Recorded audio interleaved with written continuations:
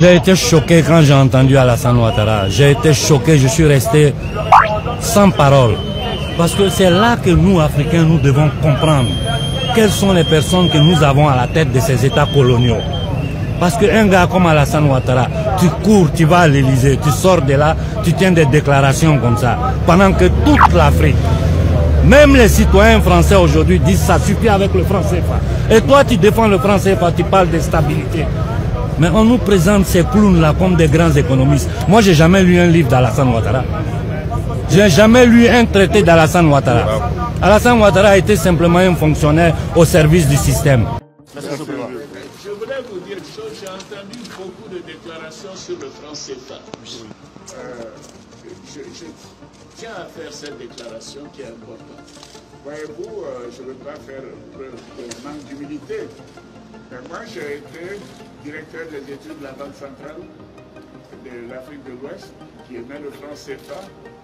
J'ai été vice-gouverneur, j'ai été gouverneur de la BCEAO, j'ai été directeur général adjoint du Fonds monétaire international. Alors, je crois qu'il faut que ce débat cesse. Que des gens en parlent sans savoir de quoi ils parlent. Le franc CFA est notre monnaie. C'est la monnaie des pays qui l'ont librement consenti et qui l'ont mise en place de manière souveraine. Et ce, depuis l'indépendance, depuis 1960. Le franc CFA est plus ancien que l'euro.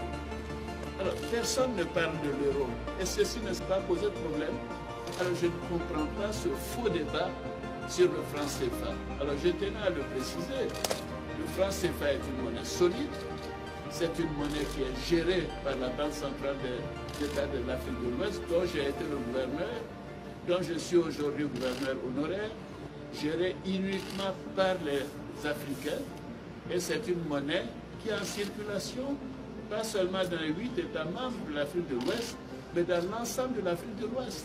Le franc CFA, vous l'avez toujours défendu, bec et ongle. Est-ce que vous continuez à le faire ou est-ce que vous pensez qu'il faut peut-être changer les choses sans rentrer dans trop les techniques? Monsieur Perelman, je vous dirais tout simplement qu'il y a vraiment du n'importe quoi dans ce débat. Moi, je ne veux pas manquer de modestie, mais j'ai été directeur des études de la Banque centrale, j'ai été vice-gouverneur, j'ai été gouverneur de la Banque centrale, donc je peux vous dire, je sais de quoi je parle. Le franc CFA, c'est notre monnaie. C'est la monnaie des pays membres et nous l'avons accepté et nous l'avons développé, nous l'avons modifié. Et j'étais là quand la réforme a eu lieu dans les années 73-74. Alors donc tout ce débat est un non-sens. Maintenant, c'est notre monnaie. J'ai quand même eu à superviser la gestion monétaire et financière de plus de 120 pays dans le monde, quand j'étais au Fonds monétaire international. Mais je suis bien placé pour dire que si cette monnaie nous pose problème, mais écoutez, avec les autres chefs d'État, nous prendrons les décisions. Mais cette monnaie est solide, elle est appropriée. Les taux de croissance sont parmi les plus élevés sur le continent africain et même dans le monde. La Côte d'Ivoire est parmi les 10 pays où le taux de croissance est le plus élevé. Donc c'est un non-sens, tout simplement, de la démagogie. Et je ne souhaite même pas continuer ce débat sur le franc CFA. C'est la monnaie des pays africains qui ont librement consenti et accepté de se mettre ensemble. Bien sûr, chacun de nous aurait pu avoir sa monnaie, mais quel serait l'intérêt? Pourquoi les Européens ont décidé d'avoir une monnaie commune et que nous, les Africains, ne serons pas en mesure de le faire? Nous sommes très fiers de cette monnaie, elle marche bien. S'il y a des adaptations à faire, nous le ferons de manière souveraine. Si vous allez en Mauritanie, si vous allez au Ghana, au Nigeria, vous allez au Libéria, en Sierra Leone, dans d'autres pays, en Gambie, mais dans tous ces pays, les populations acceptent et utilisent le franc CFA. Si cette monnaie était autant décriée, pourquoi voulez-vous que les pays qui ne sont pas membres du franc CFA, que leur population irait chercher des francs CFA? Mais par contre, dans la zone de CFA Afrique de l'Ouest, nous n'avons pas de monnaie des pays voisins. Parce que cette monnaie est solide, elle est appréciée, elle est bien gérée. Les 8 économies qui la composent sont parmi les meilleures en performance économique. Le taux de croissance est au-delà de 6%.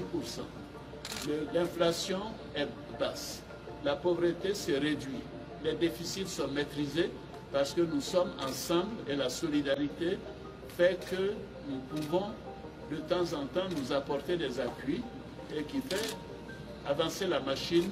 C'est une monnaie qui est solide et c'est une monnaie bien sûr pour laquelle nous allons faire des réformes en temps opportun. Mais ça c'est notre affaire et je souhaite vraiment que ces faux débats puissent cesser. Notre monnaie est le franc CFA et nous sommes très heureux d'avoir cette monnaie qui est stabilisante pour nos économies, pour nos pays et pour nos populations. Je vous remercie.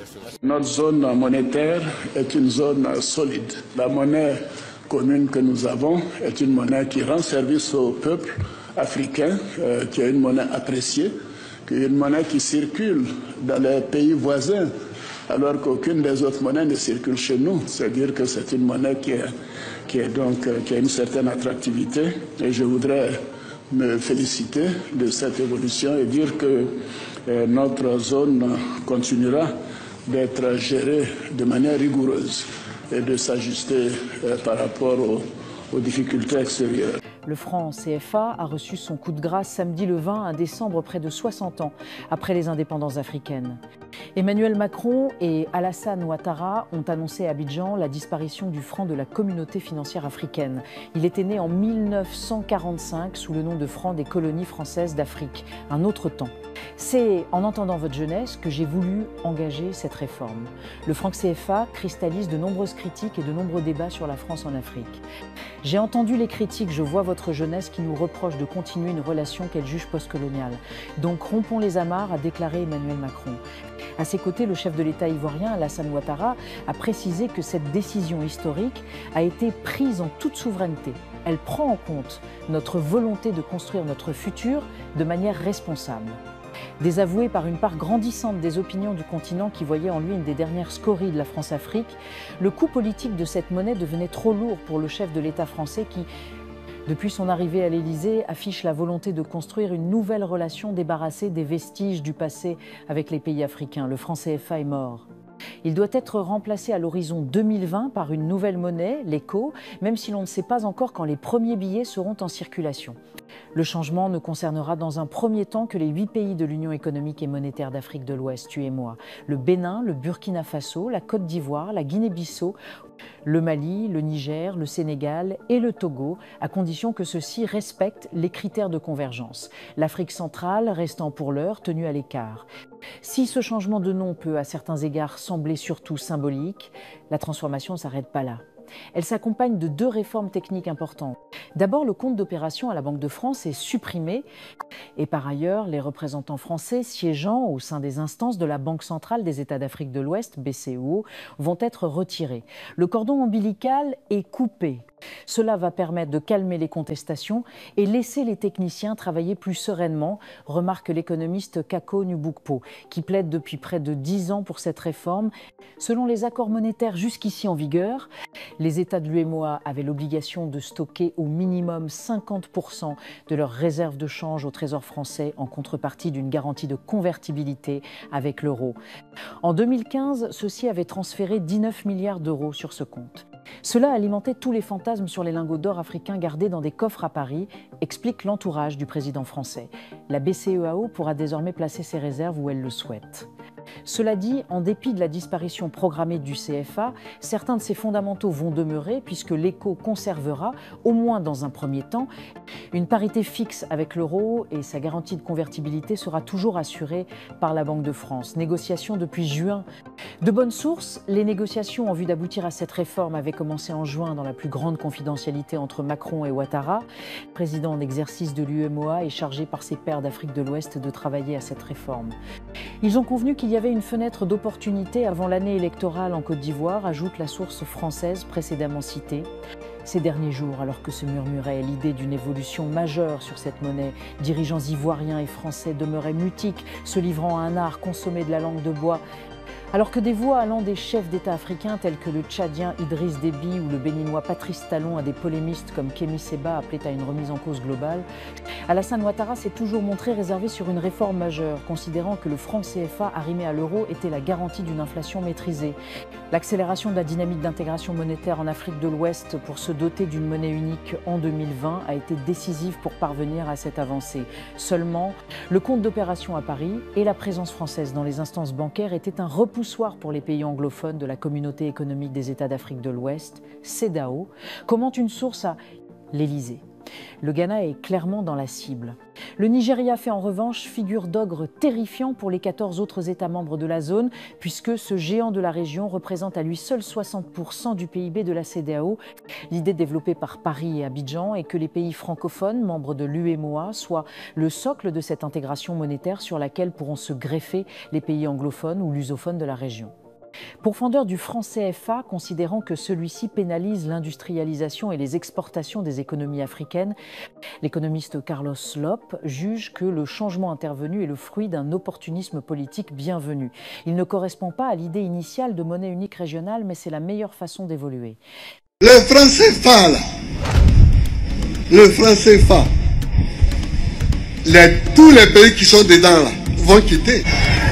Avant, on avait peur. Donc on ne disait pas ça. Parce que c'était d'ici 10 ans. Vous allez voir qui est encore à Dakar. Qui est encore à la BCAO de Dakar. Les gens vont quitter un à un. Un à un. Un à un. Un à un. Un à un. Un à un. Un à un. Voilà. Les jeunes gens du Burkina Faso, du Mali et du Niger ont commencé. C'est déjà prêt. C'est le lieu de fabrication. C'est déjà prêt. C'est déjà prêt. Avec l'adoption d'une feuille de route pour Ouais. une monnaie unique au sein de la CEDEAO, Oui. peut-on dire aujourd'hui que le franc CFA est d'ores et déjà condamné? Non, non, il n'y a pas de, aucune monnaie n'est condamnée. Les monnaies vivent au rythme des États. Et la Côte d'Ivoire est un pays qui se porte très bien et le franc CFA se porte bien. Les chefs d'État de la CEDEAO ont décidé qu'ensemble, à 15, nous allons mettre en place une nouvelle monnaie qui s'appelle l'ECO. Donc à terme, le franc CFA s'appellera l'ECO. Et nous allons continuer d'y travailler. On espère que ça pourra se faire le plus tôt possible. C'est ça le vœu des populations et nous y travaillerons. Vous pouvez compter sur les chefs d'État. Vous êtes optimiste pour la mise en place de l'ECO pour 2020? Oui, écoutez, ça dépend de la volonté de chaque État. En ce qui concerne la Côte d'Ivoire, nous respectons les critères de convergence pour 2020. D'autres pays les respectent, mais de nombreux pays ne les respectent pas. Donc il faudrait que les critères de convergence soient